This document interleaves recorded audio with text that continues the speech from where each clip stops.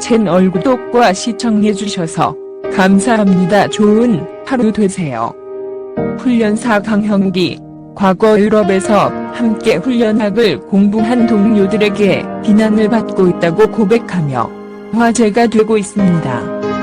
2012년 11월 24일 오후 방송되는 TVNS TORY 고독한 훈련사에서 강형군 남모를 고민을 털어놓았습니다. 제작진에 따르면 강형군 앞선 녹화에서 동물행동학 전문가 최재천 이화여자대학교의 거과학 부석좌 교수를 찾아 최근 고민거리를 털어놨습니다. 그는 10년에서 15년 전 유럽에서 함께 공부한 훈련사들에게 비난을 받고 있다고 밝혔습니다. 훈련사들과 최근까지 연락하고 지내는데 역겹다, 변했다, 지금 쓰레기 같은 훈련을 하고 있다는 메시지를 받았다며 눈물을 흘렸습니다. 그러면서 그는 한국의 환경에 맞춰 실생활과 타협하는 교육을 하고 있지만 그것 자체가 정말 맞는 것인지 고민이 된다고 털어놨습니다. 이에 최 교수는 진심이 담긴 조언으로 강형구를 위로했다는 후문입니다. 1985년생 올해 나이 38세인 강형군, 대한민국의 반려견 훈련사로 한국에서 반려견을 위한 산책의 중요성이 대중적으로 알려지는데 큰 역할을 했다는 평이 많습니다. 실제 강형군 인지도 면에서는 이제 그 어떤 연예인과 비교해도 부족하지 않을 정도로 잘 알려져 있습니다. 그는 우리나라에서는 반려견 교육에 다소 무지했던 2012년 강아지 언어라 불리는 커밍 시그널을 국내에 도입해 큰 이슈를 일으킨 인물입니다. 커밍 시그널은 강아지의 소리나 움직임, 전체적인 모습 등을 판단하여 스트레스의 정도를 이해하는 것으로 쉽게 말해 동물과의 커뮤니케이션의 하나라 할 수 있습니다. 이와 더불어 현재 전문적인 반려견 교육소로 알려진 보듬 컴퍼니를 운영 중에 있습니다. 실제로 방송에서 커밍 시그널을 자주 보여주고 있습니다. 어렸을 적에 아버지가 강아지 공장을 운영했습니다. 강형기 20살 되던 해부터 아버지는 강아지 공장을 그만두셨고 현재는 다른 일을 하고 계신다고 합니다. 그러면서 어린 시절부터 개들과 함께 하는 시간이 많았고 유기견 센터에 봉사활동도 다니면서 애견 훈련사라는 직업에 대해 관심을 갖기 시작했고 결국 훈련사가 되기로 마음을 먹었다고 합니다. 그래서 일반 고등학교 대신 주마다 학교를 나가면 되는 방송통신고로 진학을 하고 1999년에 한국장애인 도우미견학교에 훈련사로 들어갔습니다. 2005년에 군대를 제대하고 호주의 애견 훈련소로 가서 1년 반, 일본에서 5개월 동안 있었습니다. 당시의 개훈련이라는 게 강압적 갑박훈련이었고 강형욱도 당연히 그 방식으로 배웠기 때문에 그도 오랫동안 압박훈련을 사용했습니다. 그러나 커밍 시그널이라는 개념을 접하고 큰 충격을 받은 뒤 2012년 노르웨이로 가서 커밍 시그널 전문가인 드리드루 가스와 한네릴 크감을 만나 연수를 받으며 본격적으로 커밍 시그널 공부를 하면서 훈련 방식이 바뀌었다고 합니다. 문제가 되는 반려견 행동의 문제 원인을 개의 입장에서 파악하고 해결해 나가는 방식입니다. 이후 강형욱의 훈련 방식은 압박훈련과는 다른 방향을 취해야 합니다. 이러한 방식을 통해 반려견이 스스로 생각하게 하고 보호자가 원하지 않는 행동을 하지 않게 유도합니다. 그리고 애견이 문제 행동을 보이는 이유는 보호자가 평소 애견을 다루는 방식이나 습관이 원인이라고 보기 때문에 의뢰받은 사례견의 문제 행동을 자신이 혼자 뚝딱뚝딱해서 고쳐주는 것이 아니라 그 보호자를 교육하는데 중점을 둡니다. 이 때문에 방송을 통해 유명해지기 전에는 자신의 훈련소에 온 보호자들 중 나한테 이것저것 하라고 시키지 말고 그냥 얘가 무는 것만 고쳐달라, 짖는 것만 못하게 알아서 해달라는 식의 요구를 하는 사람들이 많아 설득하는 것이 힘들었다고 합니다.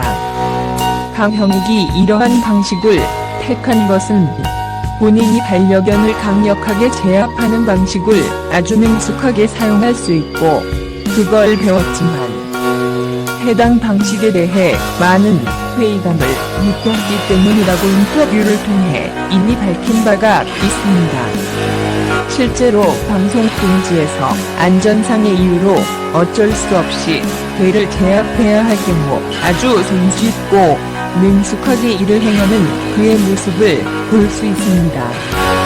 그의 훈련법에 대해 실제 해외에선 많은 비난을 하기도, 개와 친하게 살아온 유럽 국가의 훈련 방식을 한국에 전한 선구자 중 한 명입니다. 강형욱이 긍정훈련과 가민시그널을 한국에 도입하여 시행했을 때 훈련사들이 기존에 당연하다고 생각했던 방식과 많이 다르다 보니 비판이나 반발도 많았다고 합니다. 무엇보다 강형욱의 방법이 각광받는 이유는 이전 세대 훈련 방식의 한계에 대한 반작용 때문입니다.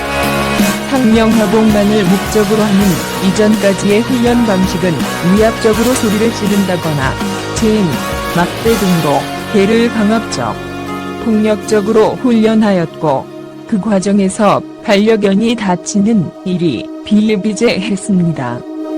특히 훈련을 받은 후 사람을 무서워하게 되는 부작용은 보호자 입장에선 같이 살고자 훈련을 시켰는데 이전보다 더 살 수 없게 되거나 억지로 유지되는 일상에 개와 사람 아무도 행복하지 않은 등 개와 함께 생활하려는 근본적인 이유마저 역으로 무너지게 만들곤 했습니다. 강형욱은 인간 위주의 입장에서 애견의 행동을 이해하고 고치는 것이 아니라 애견을 하나의 독립적인 주체로 인식하고 애견이 스스로 행동을 바꾸게 유도합니다. 이로써 애견을 존중하면서 현대의 높아진 애견의 위상에 걸맞는 훈련 방식으로 주목받는 것입니다. 강형욱은 의뢰인에게 견주, 개주인이 아니라 애견과 함께하는 보호자라는 말을 쓰고 이 또한 인식의 전환을 불러왔습니다. 다만 이러한 교육의 어려운 점 중 하나가 폭력성이 높아진 개들의 행동을 교정하기는 어렵다는 사실입니다. 개가 무언가를 무는 행동의 원인은 매우 다양한데 어렵지 않게 수정할 수 있는 행동도 있는 반면 전문 훈련사도 난색을 표할 만큼 곤란한 상황도 존재합니다. 세상에 나쁜 개는 없다를 보면 입질을 하는 수많은 개들이 나오는데 개 중에는 강형욱이 난색을 표할 정도로 공격성이 높고 교육이 힘든 개도 있었습니다. 이런 경우 카밍 시그널 방식을 택하면 전문 지식도 매우 높아야 하고 관찰 기간이나 교육 기간도 매우 깁니다. 빠르고 강하게 교정을 하는 알파독 방식에 비하면 오랜 시간과 노력을 요하기 때문에 윤리적인 부분을 제외하면 효율성이 떨어진다고 판단될 수도 있습니다. 하지만 애초에 개를 키우는 것이 효율과는 거리가 멀며 알파독 방식 또한 어설픈 지식으로 가르치면 많은 부작용을 낳기 때문에 최근에는 이를 대체하는 방식으로 각광을 받습니다. 이는 강형욱이 항상 충분히 개를 키울 만한 환경이 되었을 때만 키우라고 강조하는 이유이기도 합니다. 개를 좋아하고 공부한 만큼 현실적인 조언을 많이 해주는 편입니다. 우리 개는 안 물어요라는 소리 하지 말고 공격성이 있거나 교육, 미용, 치료를 받는 개에게 안전을 위해 입마개 하는 연습이 평소에 꼭 필요하다고 강조합니다. 일반인들과는 다른 개사랑 개통령이라는 내칭으로 불리기도 현재 반려견 관련 방송에서 가장 명성을 떨치고 있는 전문가이자 동시에 인플루언서이기도 한데, 동물 관련, 특히 반려동물 컨텐츠가 사람들의 성향에 따라 논쟁적이고 호불호가 심하게 갈리는 분야임에도 불구하고 대중들에게 상당한 지지를 받고 있습니다. 반려동물을 키우지는 않지만 평소 반려견 애호가들의 내로남불과 비애호가들에게 보이는 적개심이나 배타성, 혹은 자신들의 행동에 대한 자각이 없는 모습들에 대해 안 좋은 인식을 가지고 있던 일반 사람들도 공감을 많이 합니다. 그리고 본인 스스로도 반려견을 키우고 돌본 경험을 바탕으로 개를 키우는 사람들이 놓치기 쉬운 맹점을 지적하지만 동시에 상대방에게 공감하는 태도를 잃지 않음으로써 호감을 이끌어냅니다. 개는 훌륭하다에서는 너무 심하게 공격성을 드러내거나 심각한 문제를 겪는 반려견들에게 상당히 강한 제스처를 취하거나 혹은 보호자에게 강한 너트로 백폭을 시전하는 경우도 있습니다. 이에 호평과 반감으로 반응도 갈리고 있습니다. 그가 어린아이와 개들을 같이 두어서는 안 된다 라고 했다는 것은 다소 와전된 말인데, 실제로는 보호자, 성인 없이 어린아이, 갓난아기와 개들만 단둘이 두어서는 안 된다 고 말하고 있습니다. 보호자가 없을 경우에는 분리를 해놓고 어린아이는 항시 보호자 감시, 보호자 보호 아래 개들과 있어야 한다는 말이며, 이는 미국 수의사협회의 권고사항이기도 합니다.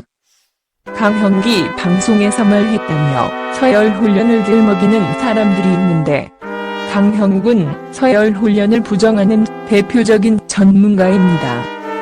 물론 견주가 보호자로서 개가 불안해하지 않도록 동요하지 말라고 상당히 강조하는 편이지만 서열훈련과는 거리가 멉니다.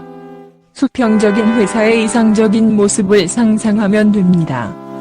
상명하복이 아니지만 그렇다고 대리급 비하 또는 프로젝트 팀의 팀원과 회사 또는 프로젝트의 방향성에 대한 임원급 프로젝트 팀의 팀장의 권한을 가지는 건 안 됩니다.